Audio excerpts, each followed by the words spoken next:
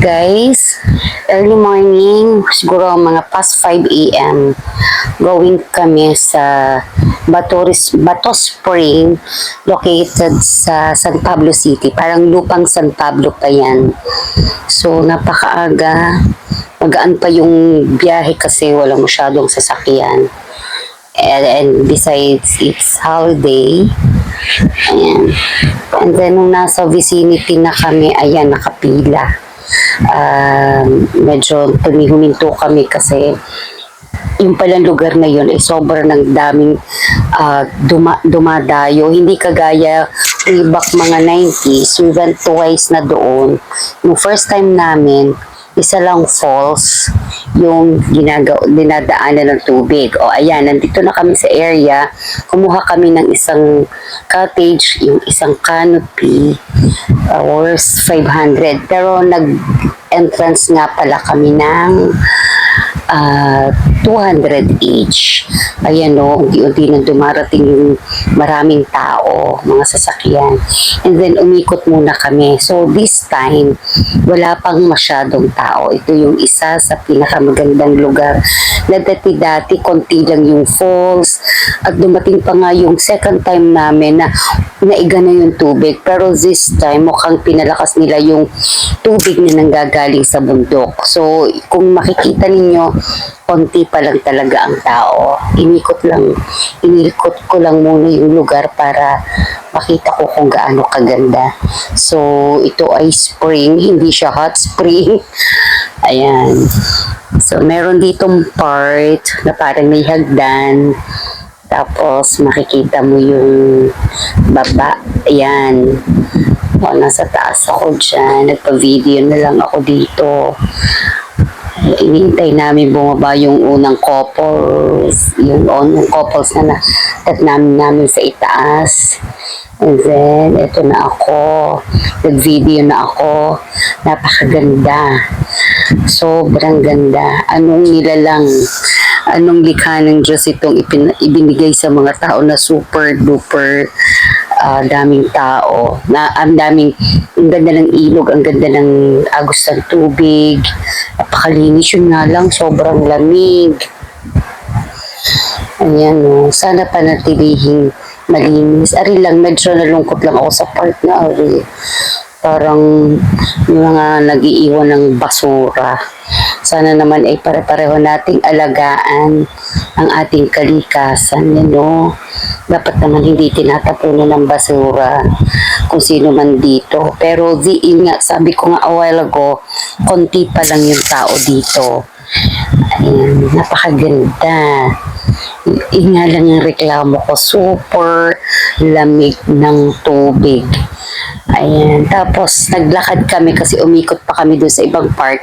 Yung nakikita nyo na bahay, yun ang pag kung gusto nyo mag-overnight, yan. Kung kayo tutulog sa taas, tas yung pinakailalim doon natambay, doon nagluluto. Napakalawak. Before, gubat pa lang yan. Yan, my sister and her friend, Karen.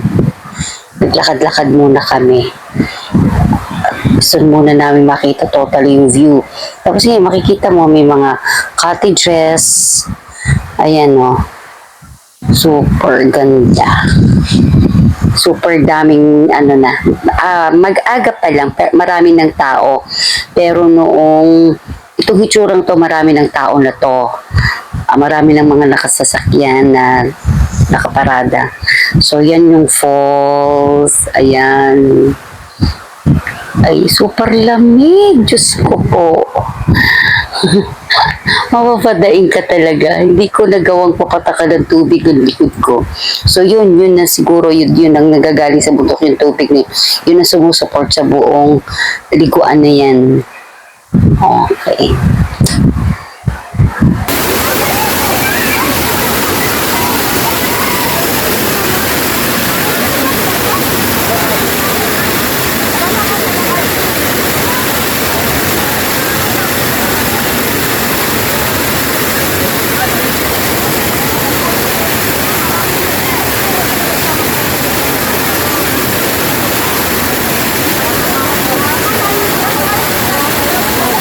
Pakinggan ninyo ang lagaslas ng tubig, sobrang lakas. So, napakaganda. Yan ha, kita ninyo. Napakalinis. Eto na, bababa na ako. Natatakot naman ako tumatak. Pinilalampas ko muna mga kasalubong ko kasi natatakot talaga din ako madulas sa totoong buhay. Ay, dahan-dahan pa nga ako. Lola Bella talaga bago makababa. Yan ang aking signature na pataas ang kamay.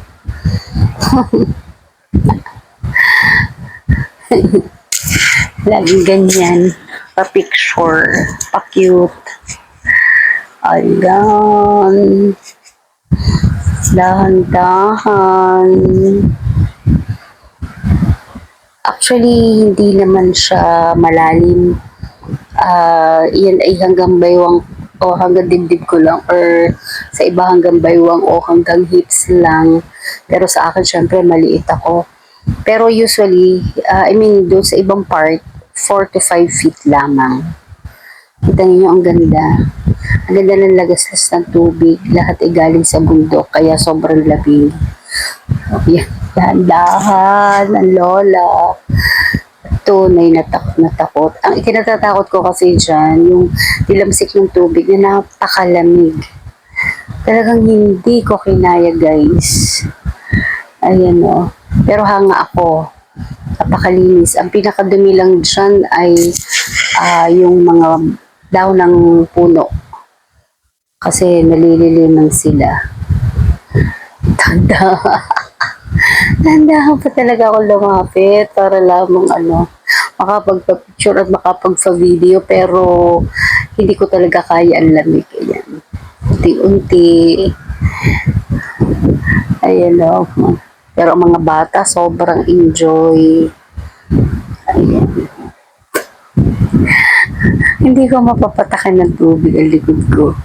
Balik agad ang lola sa takot sa lamig. Pero napakasarap, napakagandang tingnan, napakagandang kalikasan. At sana ay laging pangalagaan ng mga tao na nagpupunta dito at ng mga taong taga rito. Ay.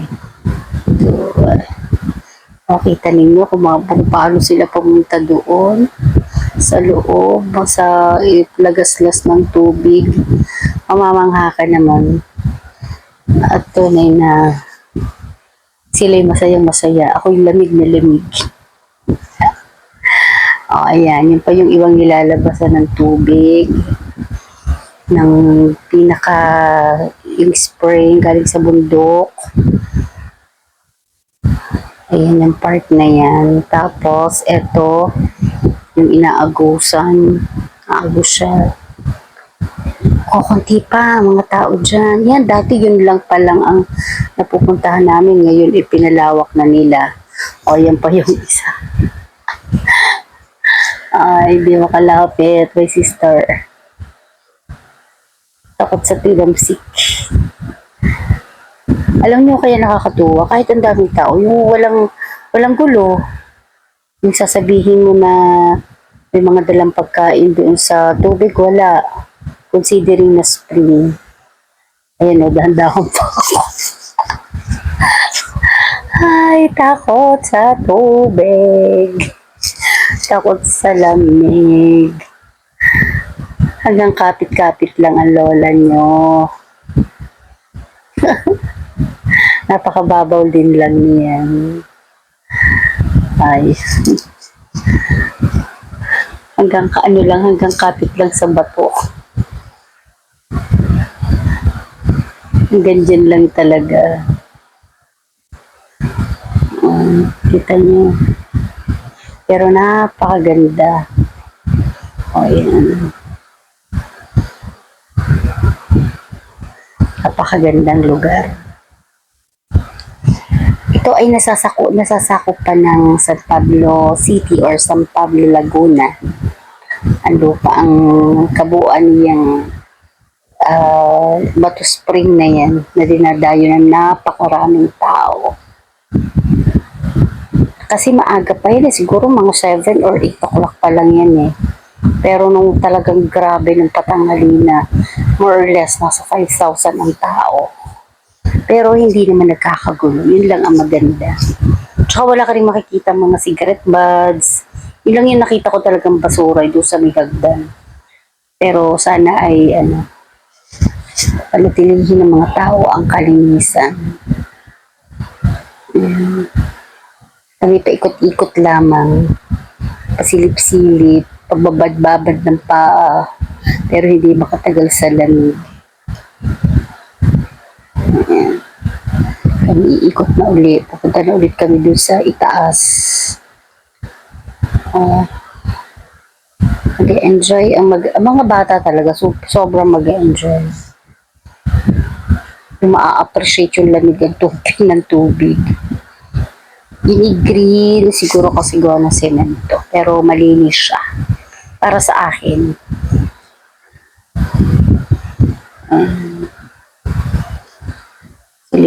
Ako yung gitari yung dinadaanan ng tubig, yung galing sa spring. Parang yan, dyan umaagos. Kaya talagang running water. Pero nadaanan ko dyan parang may naliligo. Sa bagay, malinis naman talaga. Sobrang dami. Sobrang daming tao dyan. Pahapon na. Talagang, pero magtataka ka at ayos lahat. Ayos ang lahat. Walang gulo. Magamat may mga nag-iinom. Anyway guys, ayan. Salamat sa pagsama niyo sa akin sa Bato Spring. Pauwi na kami. At ito naman yung aming Tanawi. Napakaganda. Sobrang thank you sa panonood nyo sa aking video na ito. Salamat ng madami. Thank you guys for watching. Ingat lagi kayo.